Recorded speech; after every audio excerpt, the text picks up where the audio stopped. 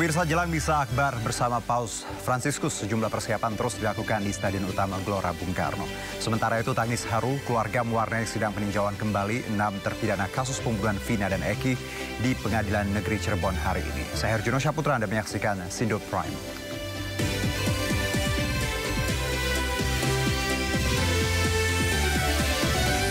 Mobil milik bakal calon bupati Kabupaten Pasuruan, Jawa Timur dilempari batu oleh orang tidak dikenal. Akibat peristiwa tersebut, kaca depan mobil pecah hingga nyaris berlubang.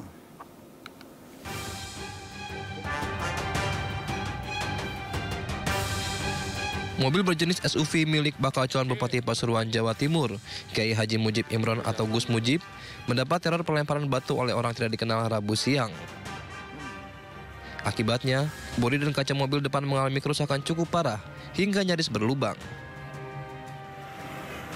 Peristiwa ini terjadi saat Gus Mujib tengah melintasi Jalan Raya Warung Dowo Wonorejo, tepatnya di Desa Kurung, Kecamatan Kejayan. Tiba-tiba, dua motor dari arah berlawanan melempari mobil yang ditumpangi Gus Mujib. Kita nyantai terus habis ada mobil mau masuk, kita nyalep, sudah di depan, sudah posisi aman, kita maju sekitar 20 meter dari nyalep ada mobil masuk itu sebelah barat, itu ada yang lempar. Ada dua sepeda motor pakai jaket, pakai helm teropong, tidak goncengan, tapi yang belakang yang lempar. Usai kejadian, tim Inafis Polres Pasuruan melakukan olah TKP dan meminta keterangan saksi di lokasi kejadian. Dari hasil olah TKP, polisi menemukan batu berukuran besar yang diduga kuat digunakan pelaku. Sementara itu, polisi juga masih mendalami motif pelaku melakukan pelemparan ini. Dari Pasuruan, Jawa Timur, Jaka Samudra, iNews melaporkan. Ya, polisi menangkap mantan Bupati Batubara, Zahir, tersangka kasus suap seleksi pegawai pemerintah dengan perjanjian kerja. Meski berstatus tersangka, KPU Sumut menyebut proses pencalonan Zahir sebagai bacabub tetap berjalan sampai ada putusan hukum berkekuatan tetap.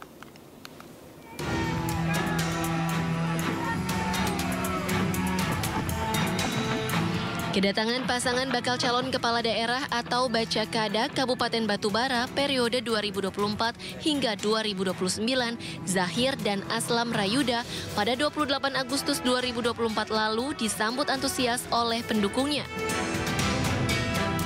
Ironisnya, Zahir yang mendaftarkan diri sebagai bakal calon Bupati Batubara nyatanya menyandang status tersangka. Zahir terjerat kasus suap kecurangan seleksi pegawai pemerintah dengan perjanjian kerja atau PPPK 2023. Penahanan Zahir sebelumnya sempat ditangguhkan, namun ia kembali ditangkap penyidik Polda Sumatera Utara pada Selasa pagi guna kepentingan penyidikan lebih lanjut. Meski telah ditetapkan sebagai tersangka, KPU Sumatera Utara menyebut proses pencalonan Zahir sebagai bacabub tetap berjalan. Ada Bapak Paslon atas nama Pak Zahir yang telah mendaftar di KPU Batubara sesuai dengan ketentuannya bahwa statusnya sebagai tersangka secara hukum, tapi dari segi peraturan di KPU prosesnya tetap berjalan, tidak dibatalkan dan tidak dihentikan karena statusnya masih tersangka. Karena tersangka kan tentu pengertiannya masih dalam proses hukum, kecuali memang statusnya itu terpidana. Sebelumnya, meski telah menyandang status tersangka, Zahir tetap mendaftarkan diri sebagai bakal calon Bupati Batubara ke KPU berpasangan dengan Aslam Rayuda. Pasangan ini diusung PDIP, Hanura, dan Partai Umat. Dari Kabupaten Batubara, Sumatera Utara, Tim Liputan iNews melaporkan.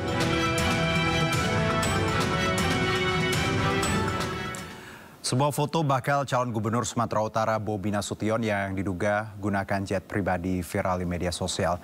Bobi pun menanggapi hal itu dan siap diperiksa tentang asal-usul pesawat jet tersebut dan sumber dananya.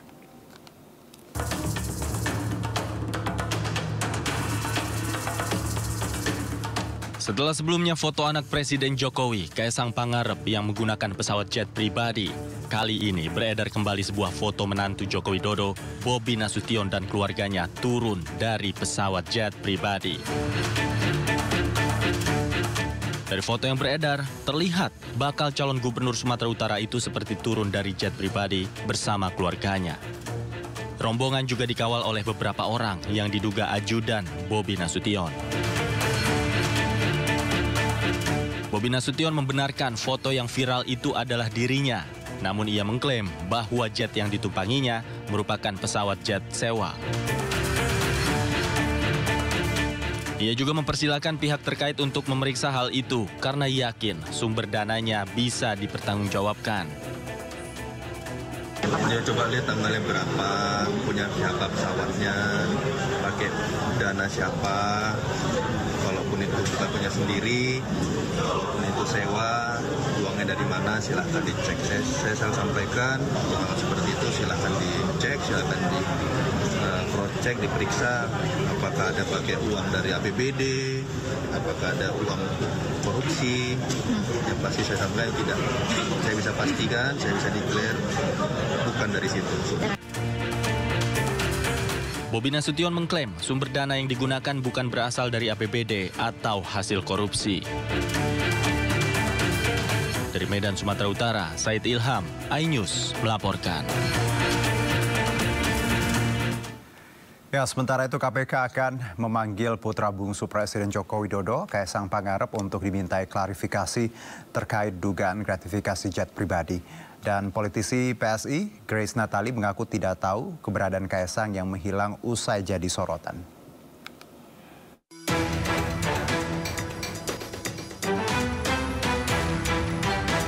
Usai jadi sorotan terkait dugaan gratifikasi pesawat jet pribadi, putra bungsu Presiden Joko Widodo sekaligus Ketua Umum PSI Kaisang Pangarep dan istrinya Erina Gudono menghilang.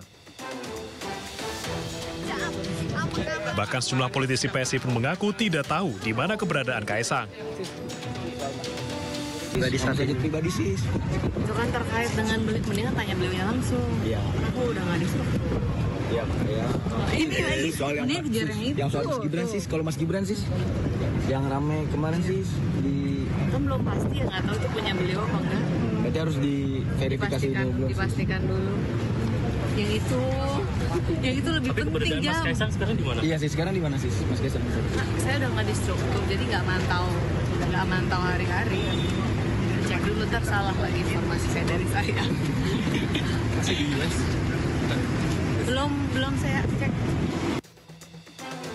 Sementara itu, Komisi Pemberantasan Korupsi berencana memanggil Kaisang Pangarep atas dugaan penerimaan gratifikasi. KPK akan mengirimkan surat undangan kepada Kaisang untuk klarifikasi. Klarifikasi ini guna mencari jawaban apakah fasilitas yang diterima Kaisang ada kaitannya dengan penyelenggaraan negara. Kini KPK tengah menyusun. Kita ke informasi berikutnya, pemirsa. Diduga terkena serangan jantung saat berkendara, truk kimia tabrak 6 kendaraan di Koja, Jakarta Utara. 3 orang tewas dalam peristiwa tersebut.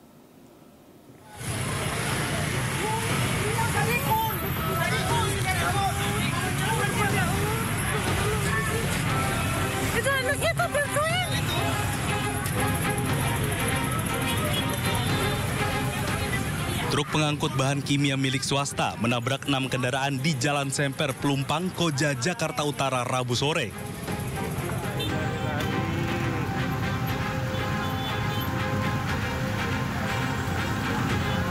Diduga kecelakaan disebabkan sang sopir mengalami serangan jantung saat berkendara hingga akhirnya menabrak 6 kendaraan dan terhenti usai menabrak tempat pencucian kendaraan.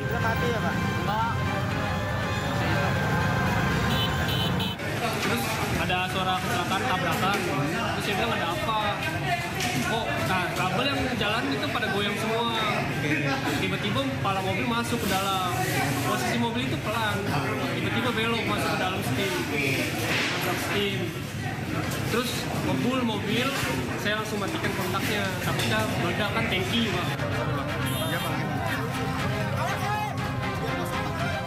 Akibat kecelakaan ini, 3 orang tewas, termasuk sang pengemudi truk. Selain itu, seorang pengendara motor wanita juga terjepit di bawah kolong truk dalam insiden ini. Kondisi kaki korban yang terjepit motor dan diduga adanya luka pada korban menyulitkan proses evakuasi. Terkait hal tersebut, proses evakuasi pun dilakukan dengan sangat hati-hati dengan melibatkan petugas pemadam kebakaran.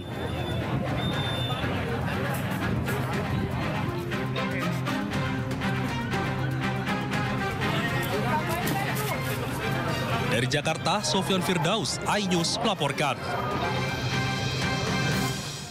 Ya, diduga terkena serangan jantung saat berkendara, truk kimia tabrak 6 kendaraan di Koja, Jakarta Utara. 3 orang tewas dalam peristiwa tersebut, dan untuk mengetahui perkembangan terbaru, sudah ada rekan Sofyan Firdaus di lokasi. Keluar dari lokasi kejadian, begitu Valeri. Dan kejadian ini juga menelan korban 3 orang pengendara motor, termasuk 1 pengemudi supir truk kimia yang diduga mengalami serangan jantung dan meninggal di lokasi kejadian, Valeri. Sementara data yang saya dapat sampai saat ini untuk korban luka-luka ada 5 orang. Sebentar, Valeri. Baik, ya, apakah ada kendala? Ya, Valeri. Apakah ada kendala dalam proses evakuasi? Sofyan, ini gambar terkini, nampaknya truk sudah berhasil dievakuasi, betul? Valeri, dapat saya kabarkan bahwa saat ini kendalanya bahwa adanya kerusakan di sistem pengereman karena ada korban sepeda motor dan korban yang terjepit di bawah dan evakuasi diduga merusak sistem pengereman, seperti itu, Valeri. Jadi membutuhkan waktu yang lama untuk mengevakuasi supir mobil truk kimia, Valeri. Baik, untuk informasi lebih lengkapnya, Sofyan, berapa jumlah korban tewas dan juga korban luka-luka, dan saat ini mereka sudah dibawa kemana?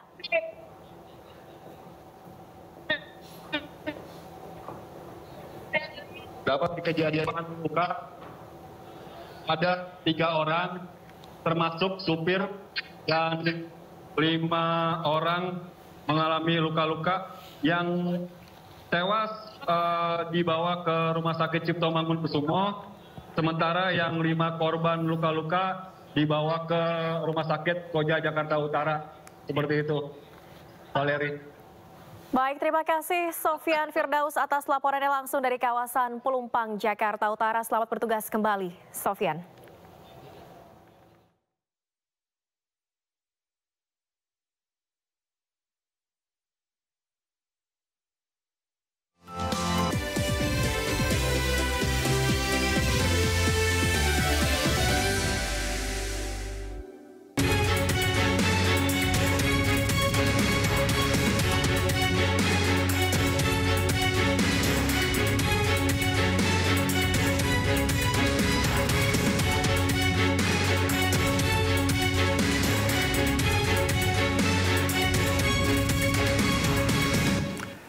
Kembali bersama kami, pemirsa. Hari ini 6 terpidana kasus pembunuhan Vina dan Eki jalani sidang peninjauan kembali di Pengadilan Negeri Cirebon.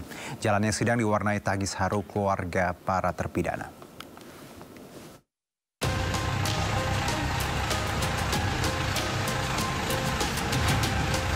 Suasana haru dan isak tangis pecah saat 6 terpidana kasus pembunuhan Vina Eki tiba di Pengadilan Negeri Kota Cirebon Rabu pagi.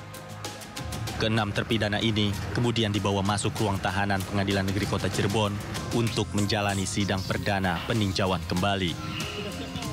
Melalui sidang PK, para keluarga terpidana berharap agar mereka bisa bebas setelah menjalani hukuman 8 tahun. Keluarga juga berharap dapat memulihkan nama baik para terpidana lantaran mereka tidak bersalah dalam kasus pembunuhan Vina dan Eki. Kuat, mudah-mudahan ini jalan yang terbaik. Semangat ya.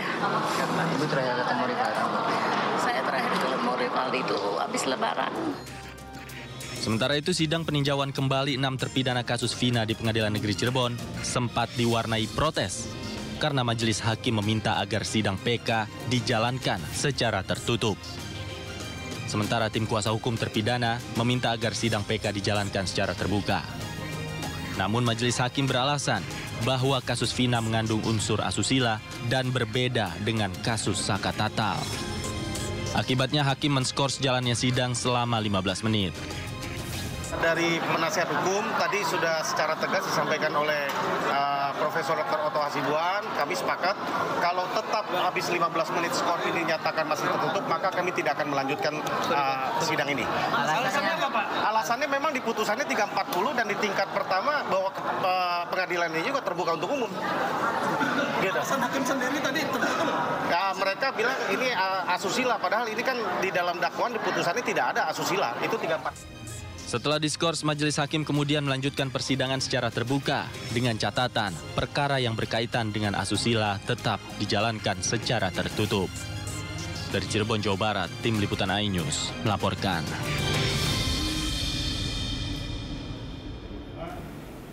Ya, fakta demi fakta terungkap selama kasus pembuktian kasus pembunuhan Vina dan Eki.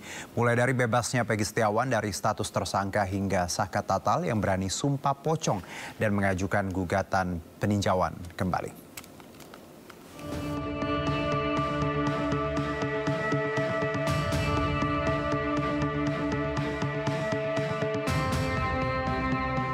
Kasus pembunuhan Vina dan Eki masih bergulir. Satu persatu puzzle teka-teki kasus ini terungkap ke publik. Meski pelaku sebenarnya atas kasus ini masih misteri, namun perlahan tapi pasti kebenaran mulai terungkap. Hal ini diawali oleh ditetapkannya Peggy Setiawan sebagai tersangka kasus ini. Tak tinggal diam, Peggy Setiawan melawan dengan menggugat pra-peradilan Polda Jawa Barat dan Polres Cirebon. Hasilnya, Peggy Setiawan menang pra-peradilan. Pengadilan Negeri Cirebon memutuskan penetapan Peggy sebagai tersangka salah alamat, sekaligus meminta nama baik Peggy Setiawan dipulihkan. Selain Peggy Setiawan, mantan terpidana kasus Vina, Saka Tatal, juga menuntut nama baiknya dipulihkan. Ia menyampaikan bukti baru dalam gugatannya di sidang peninjauan kembali. Bahkan, Saka Tatal juga melakukan sumpah pocong secara terbuka untuk membuktikan keyakinannya selama ini bahwa ia tidak terlibat sedikit pun dalam pembunuhan Vina dan Eki. Dalam ritual tersebut, Saka Tatal juga menantang Ibtu Rudiana untuk melakukan sumpah yang sama. Namun, Ibtu Rudiana tidak hadir dalam ritual sumpah pocong tersebut. Sementara hari ini 6 terpidana kasus Vina menjalani sidang peninjauan kembali di Pengadilan Negeri Cirebon. Mereka menempuh upaya ini karena merasa diperlakukan tidak adil dan dituduh membunuh Vina dan Eki. Rangkaian fakta yang terungkap membuat publik semakin yakin ada kejanggalan dalam kasus pembunuhan Vina dan Eki. Tim Liputan iNews melaporkan.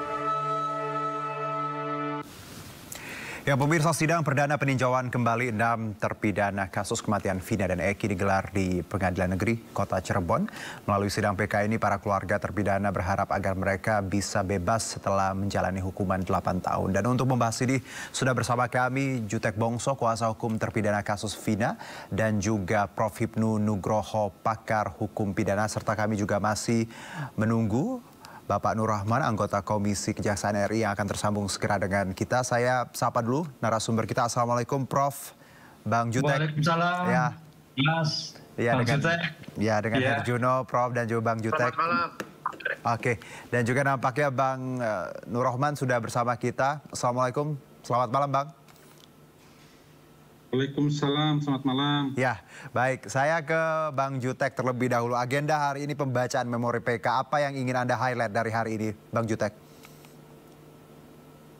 Ya, baik, terima kasih. Kami baru selesai sidang ini, baru sempat makan ya dari pagi ini. Baik.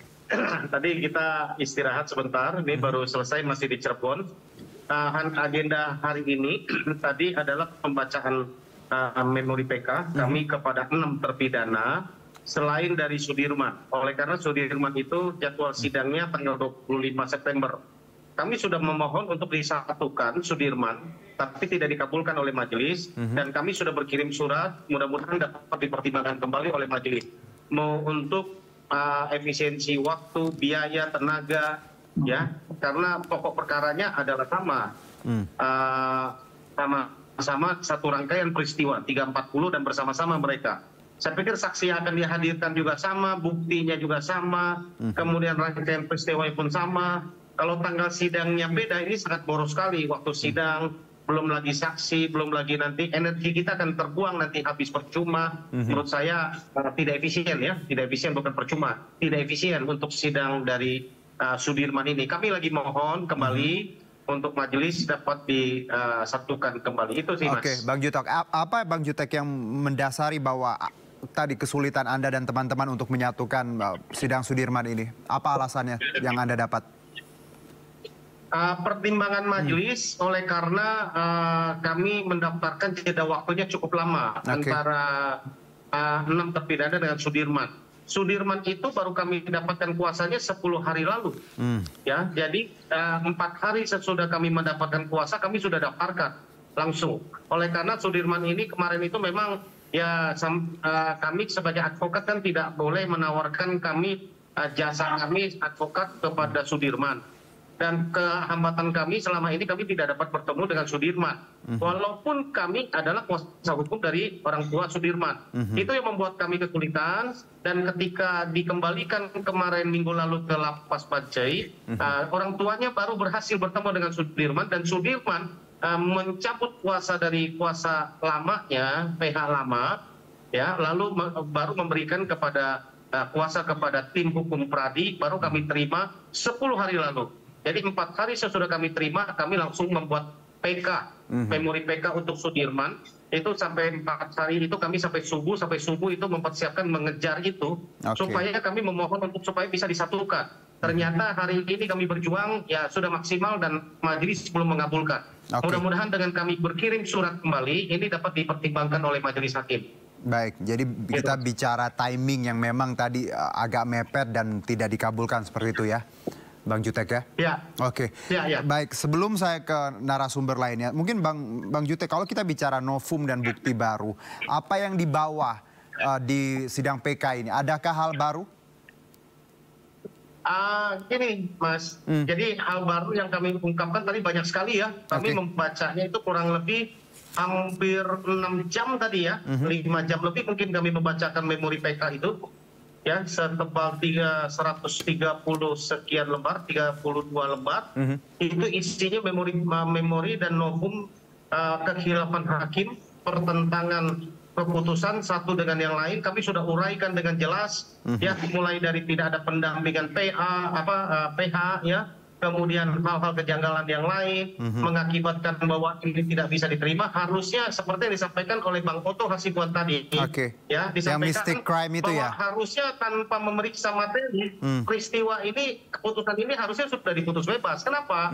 Ya, sesuai dengan memori PK kami tadi kami sampaikan, dari penyelidikan sampai ke sidang ini tidak didampingi oleh penasihat hukum, itu udah cacat hukum.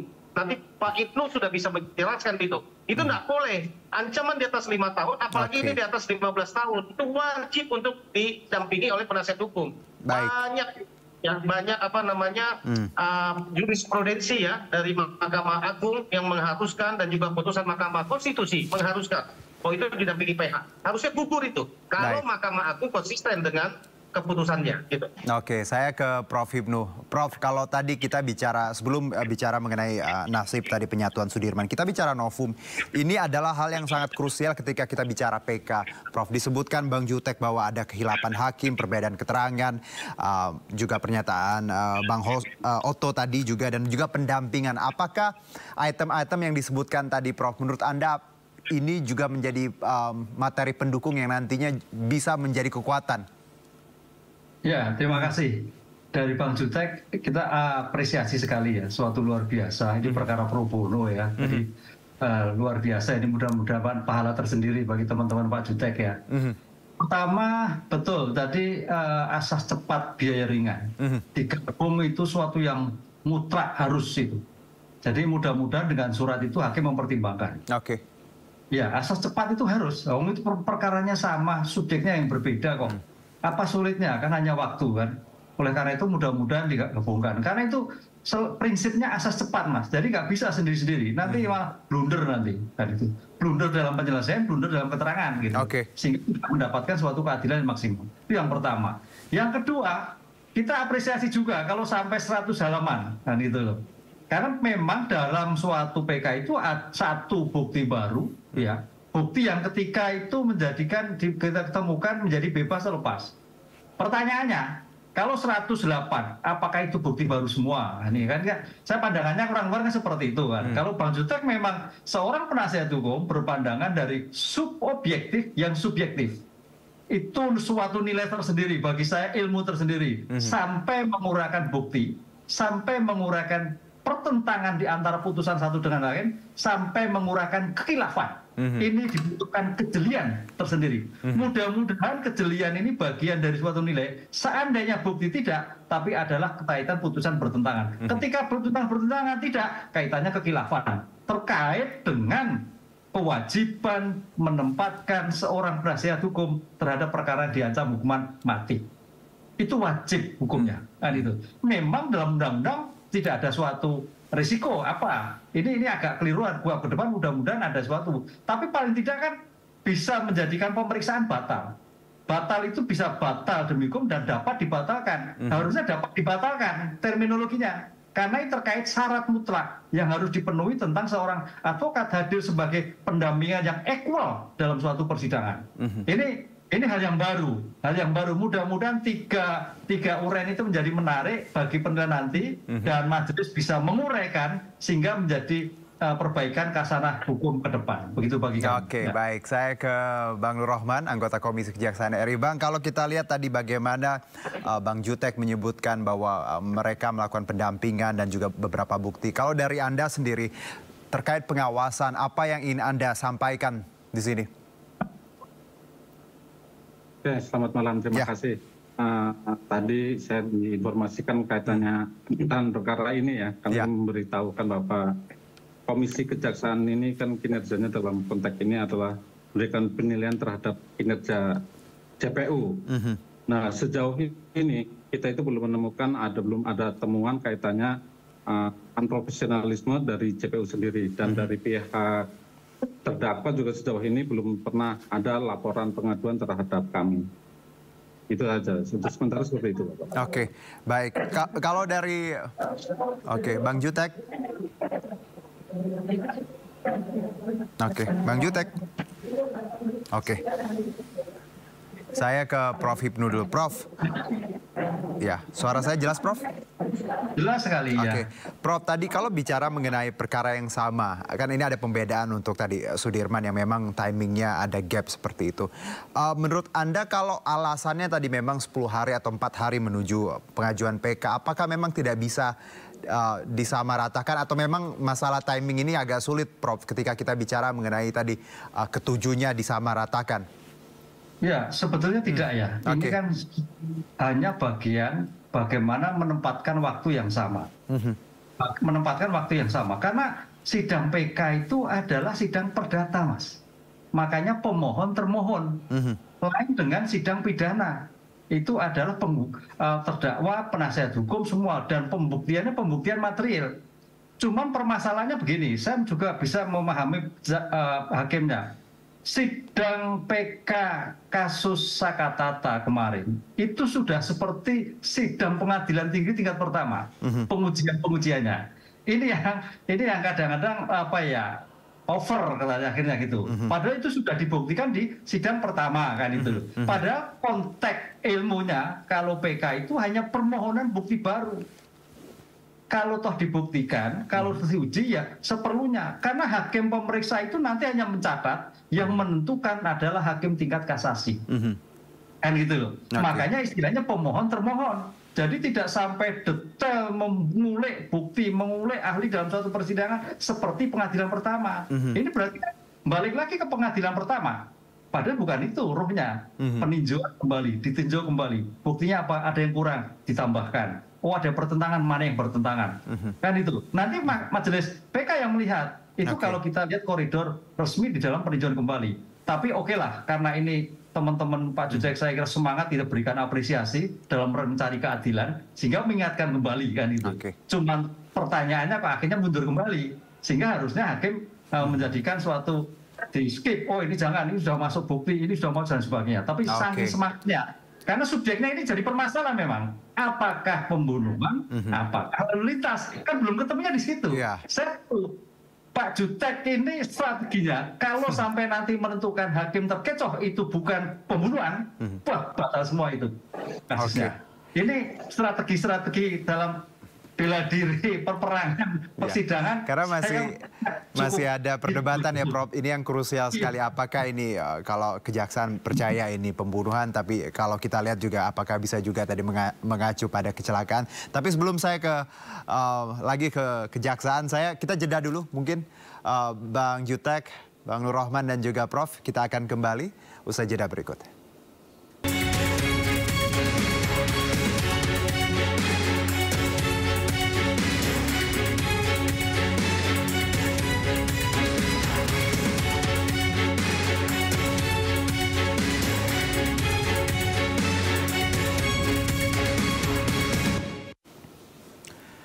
Kembali bersama kami di Sindo Prime dan kita masih bersama Bang Nur Rohman, anggota Komisi Kejaksaan RI dan juga Prof Hipnu dan kuasa hukum terpidana ada Bang Jutek. Semuanya masih bergabung bersama kami. Saya ke Bang Nur Rohman terlebih dahulu. Bang, kalau kita lihat bagaimana peran kejaksaan, kita tahu bahwa ini proses yang panjang, banyak celahnya.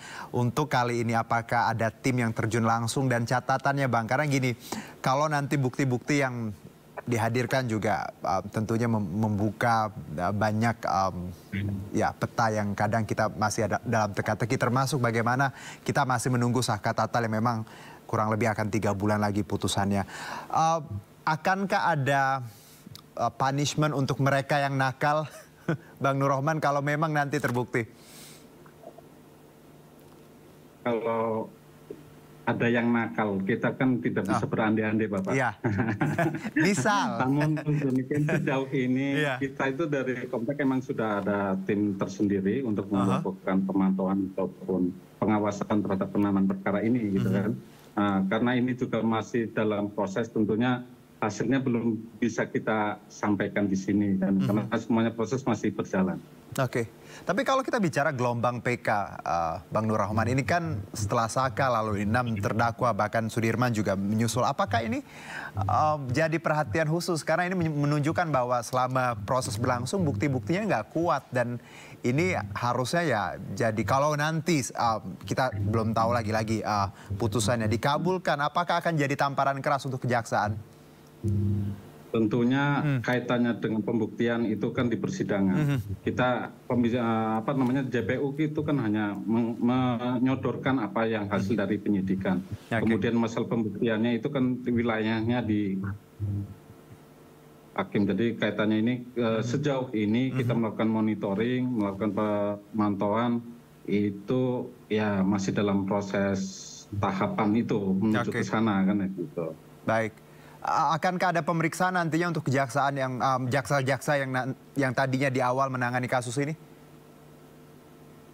Di kami itu bukan istilahnya pemeriksaan ya, tetapi melakukan klarifikasi. Tentunya klarifikasi sejauh ini sedang dilakukan. Klarifikasi, seperti itu ya Bang ya.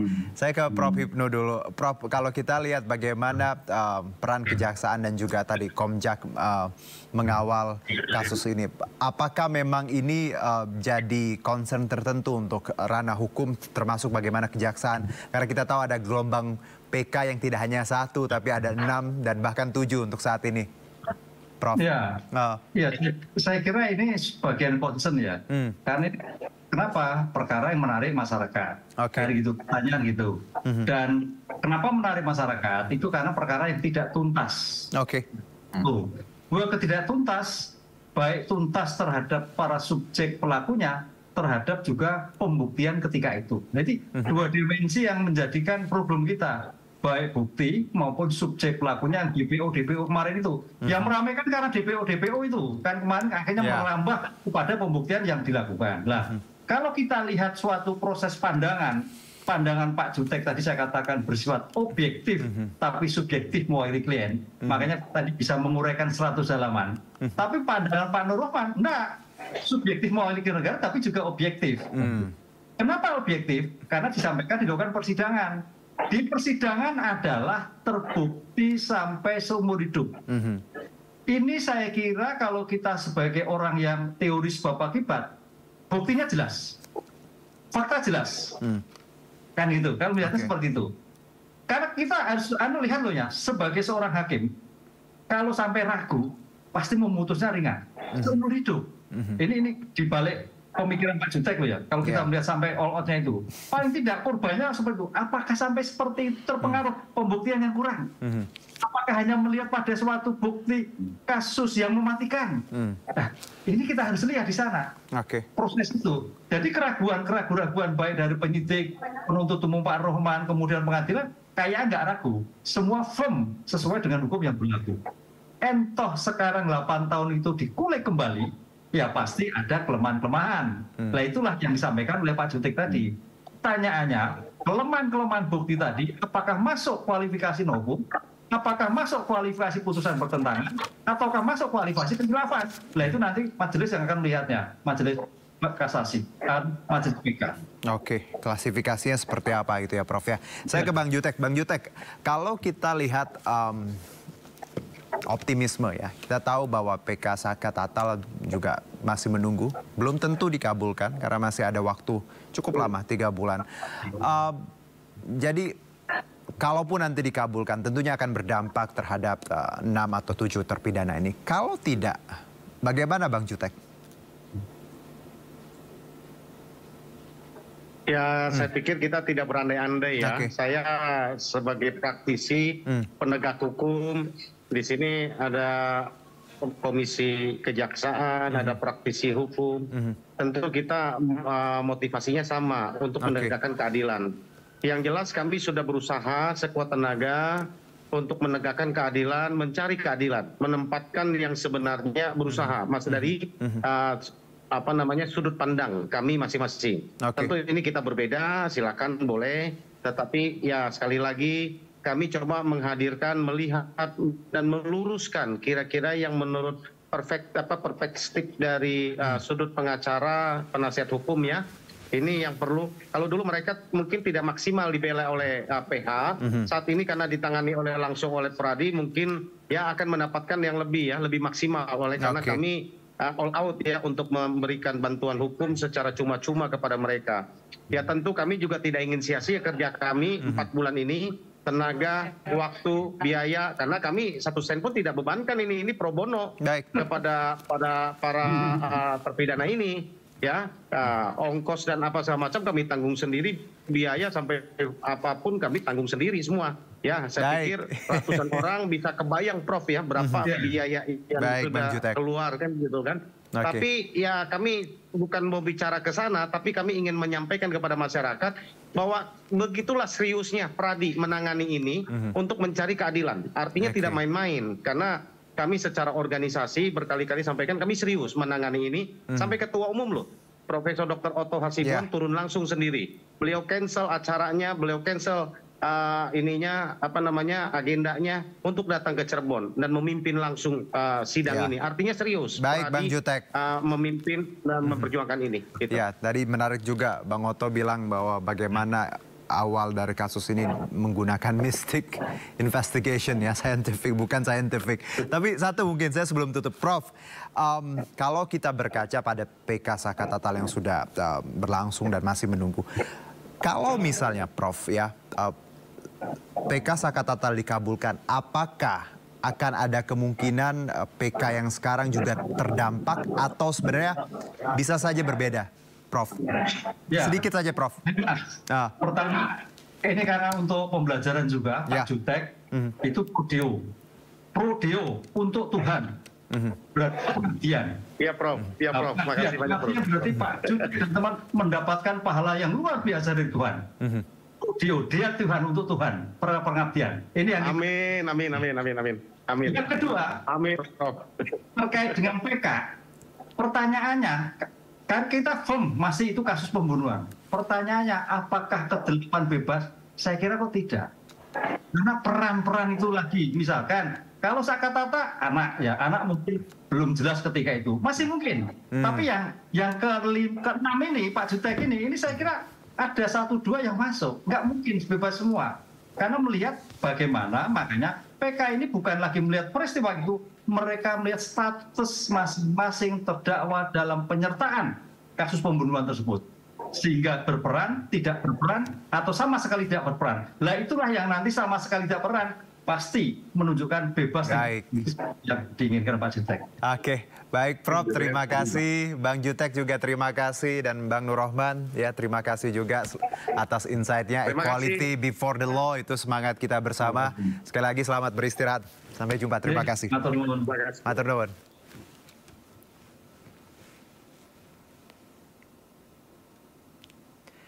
Baik, kita ke informasi lainnya pemirsa. Bakal calon gubernur Jakarta, Ridwan Kamil atau RK bertemu mantan gubernur Jakarta, Fauzi Bowo atau Foke, di Komplek Museum Betawi, Situ Babakan, Jakarta Selatan. Dalam pertemuan itu, Foke memberikan sejumlah wejangan kepada RK agar selalu amanah bila terpilih menjadi pemimpin Jakarta serta dapat mencintai warganya. Wejangannya satu, tentu harus amanah ya, jadi pemimpin. Kedua, harus mencintai masyarakat dengan segala permasalahannya, karena tugas pemimpin kan membantu dan menyelesaikan masalah-masalahnya. Tapi juga harus visioner, ngatasin banjir utara tadi kita bahas ya, beberapa hal. Setengahnya adalah tentang infrastruktur yang kebetulan saya punya pengetahuan, setengahnya saya belum paham, yaitu tentang budaya, tentang hal-hal yang sifatnya sosiologis tadi disampaikan. Ya, sehari sebelumnya pasangan Bacagup Pramono Anung dan Rano Karno juga bertemu dengan mantan Gubernur Jakarta Fauzi Bowo atau Foke. Dan pertemuan itu Foke mengajak keduanya berkeliling Museum MH Tamrin Jakarta Pusat untuk lebih memperkenalkan kota Jakarta. Kedatangan Pramono Anung dan Rano Karno mendapat sambutan hangat dari mantan Gubernur DKI Jakarta Fauzi Bowo atau Foke. Ketiganya memilih bertemu di Museum MH Tamrin Jakarta Pusat.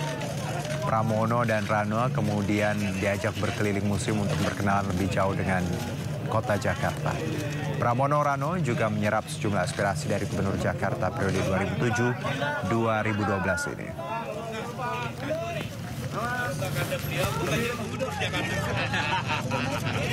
Jadi persoalan yang paling rumit di Jakarta selain transport udara dan juga air dan banjir. Tapi transport ini menjadi persoalan yang cukup serius. Bang Yos, Bang Foke sudah meletakkan dasar dengan Transjakarta. Kemudian dimulailah ada LRT, MRT dan sebagainya. Ini sebenarnya pembahasannya bukan sekarang. Ini sudah ada sebelumnya, tapi dieksekusi pada eranya Pak Jokowi. Sehingga dengan demikian, apa yang sudah baik kita teruskan. Saya berterima kasih, bersyukur saya bisa mendapat kesempatan bersilaturahmi dengan orang-orang yang akan memimpin kota ini ke depan. Dan saya punya kewajiban untuk memberikan informasi sebanyak mungkin apa yang saya ketahui kepada beliau-beliau, supaya beliau-beliau itu bekalnya cukup banyak gitu. Ya. Yang jelas harus lebih baik daripada sebelumnya.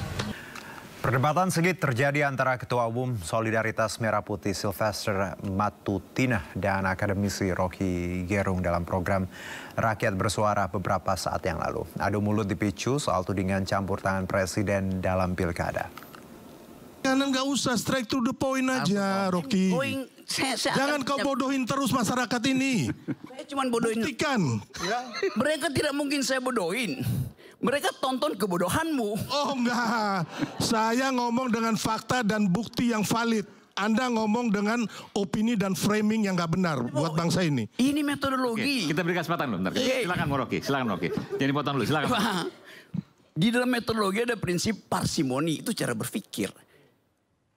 Hoax itu, bagaimana? Pengetahuanmu tentang metodologi -7 tuh. You nggak ngerti metodologi, bagaimana saya mau ajak kamu berpikir kalau prinsip berpikir you nggak tahu. Inilah Anda merendahkan orang seperti Anies kemarin kasih 11 poin ke Pak Prabowo. Pak Prabowo jadi presiden. Saya tidak merendahkan, saya merendahkan kemampuanmu berpikir. Manusia-manusia yang tukang merendahkan orang ini satu ini. Ya kan? Fitnah orang, Kerjanya memang begini, pecundang. Oke, lanjut. Minum dikit. Sebelum Rocky ya. Mau lanjutin? No, saya mau lanjutin. Nanti saya beri kesempatan. Sabar. Oke. Minum dulu, minum. Seseorang yang mengklaim punya otak, dia tahu basis otaknya apa tuh. Itu cara berpikir tadi. Saya baru terangkan satu hal kecil. Parsimoni. Dan you nggak tahu. Bagaimana mungkin you punya ijazah nggak tahu apa itu parsimoni? Astaga. Di dalam hukum pun ada prinsip parsimoni. Mau saya terangkan? Rocky. Tunggu, saya mau terangkan. Saya mau ajarin you kan. Enggak, saya nggak perlu diajari oleh Anda. Tunggu, Anda lulus fakultas hukum? Sebagai orang hukum, saya minta bukti. Oke, saya terangin sekarang. Saya minta bukti. Oke. Ya kan kau nggak usah ngomong panjang lebar, saya hanya minta bukti kau mana. Oke, saya terangkan. Ya? Oke, saya terangkan. Itu aja, kita orang hukum. Oke, saya mau terangkan. Berdasarkan bukti dan fakta itu loh. Iya, saya mau terangkan sekarang. Kau ngomong panjang kali lebar, kau bodohin orang lain. Saya jangan. Kacau kamu ini. Dia minta bukti. Buktikan. Untuk membuktikan perlu cara pembuktian, right? Cara pembuktian. Ayo silakan. Okay. Anda mau bukti yang kompleks atau yang parsimoni? Terserah Anda mau kasih bukti apa aja. Ya. Rakyat mendengar. Anda bohong atau bukti itu asli atau bohong? Saya kasih bukti parsimoninya ya. Di dalam ilmu hukum ada prinsip. Pacta sunt servanda, a pact must be served. Tahu prinsip itu? Dalam ilmu hukum. Sudahlah, saya ini bukan mahasiswa baru yang Anda harus terangkan. Anda tahu nggak supaya sekarang ngomong aja, mana buktinya, itu loh. Ini saya mau terangin. Nggak, kita kalau di pengadilan bro ya, nggak ada kita ngomong panjang-panjang kayak begini. Langsung mana buktinya? Ya, hakim akan minta itu. Oke, Anda hakim ya. Oke, saya terangin ya. Buktinya namanya Pacta sunt servanda. Tahu nggak istilah itu? Saya bilang Rocky, ya kan, mana buktinya? Sekarang kita ngomong mengenai presiden yang ini melakukan cawe-cawe. Saya pakai bahasa Inggris, a pact must be served. Namanya Pacta sunt servanda. Perjanjian harus diucapkan. Mana pasal pidana berapa yang presiden itu lakukan? Anda ini ngomong apa Anda ini? Buktikan undang-undang mana yang dilanggar, pasal berapa. Ini saya mau terangkan.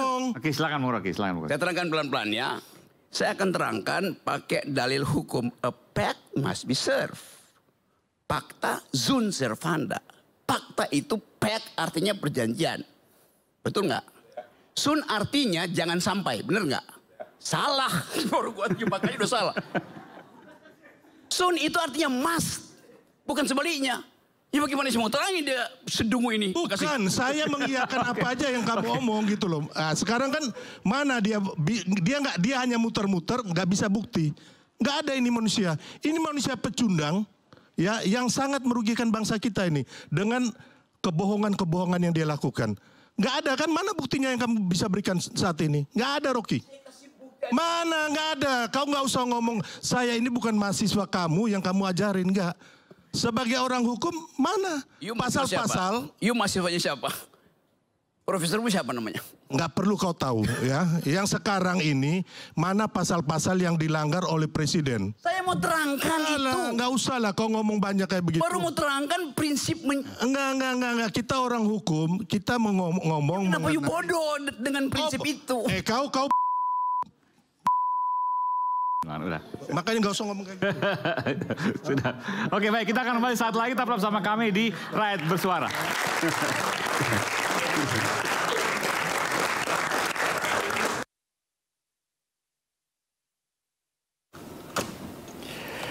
Baik pemirsa, usai sudah Sindo Prime hari ini dan jangan lupa Anda bisa mendapatkan informasi terkini dan terbaru melalui portal yang menghadirkan berita daerah nasional dan internasional di inews.id. Saya Arjuno Syaputra, sampai jumpa.